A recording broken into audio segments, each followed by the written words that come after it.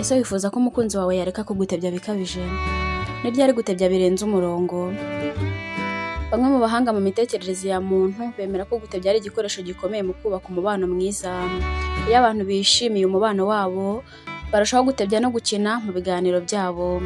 Ariko gutebya kuko ari ibintu bishobora gusobanurwa mu buryo butandukanye, bishobora gutuma ingaruka ziba mbi aho kuba nziza. Nubwo ushobora kuba uzi neza umukunzi wawe, ushobora gutebya ukaba umuteye agahinda cyangwa kumva ko umubano wanyu uri guhungabana. Hari amagambo abasha gukomeretsa cyane ndetse akarushaho gukomeretsa mu gihe yirengagijwe. Ndabasuje kandi mbahe ikaze kuri M250 TV mu kiganiro Ruganze. Tugiye kurebera hamwe igihe gutebya biba byakabije ndetse n'uburyo bishobora kwangiza umubano. Njyewe ugiye kubibagezaho, ndi Uwineza Miss Ruganze Poetess. Mbahaye ikaze. Dore impamvu abantu batebya mu mubano. Gutebya bishobora kugira ingaruka nziza cyangwa mbi bitewe n'icyo bishingiyeho. Ku ruhande rwiza, gutebya bishobora kuba uburyo bwo kugaragaza urukundo no kwegerana. Hari abantu batebya mu buryo bwo kugaragaza ko bita ku bandi no kugaragaza urukundo. Ariko kandi, gutebya bishobora kuba uburyo bwo kugerageza kugira ijambo rinini mu mubano cyangwa gushaka kuba ku isonga. Hari n'abakoresha gutebya kugira ngo bavuge ibintu bibi bari basanzwe bashaka kuvuga.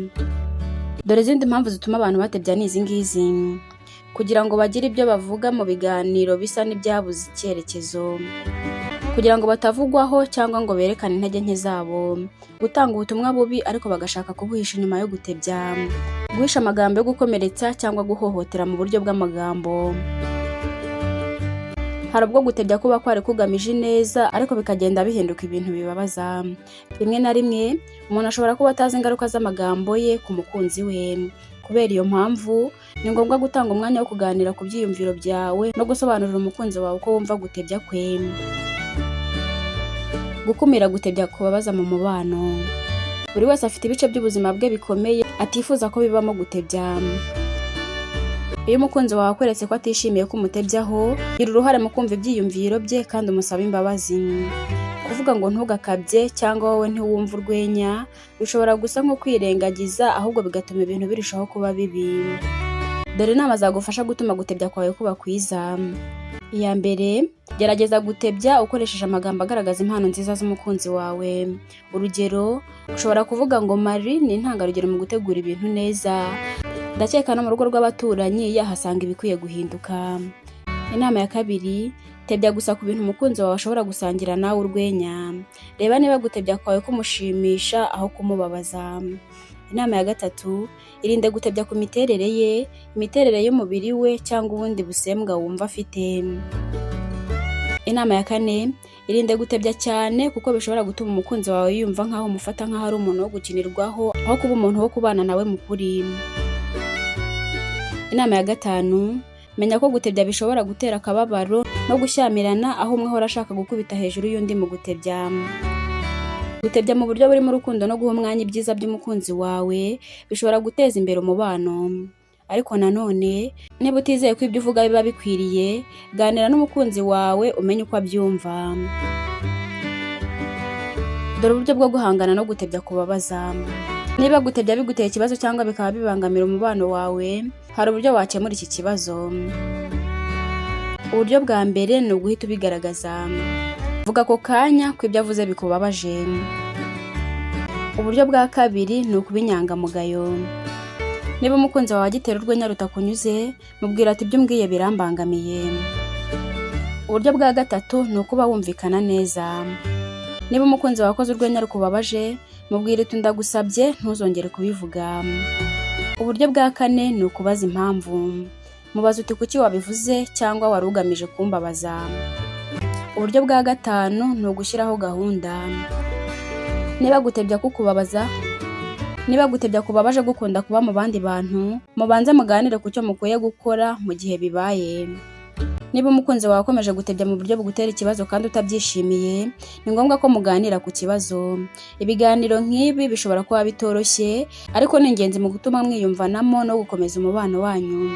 Hitamo igihe cyiza cyo kuganira ku kibazo mutuje kandi wifashishe kwivugaho uti njye.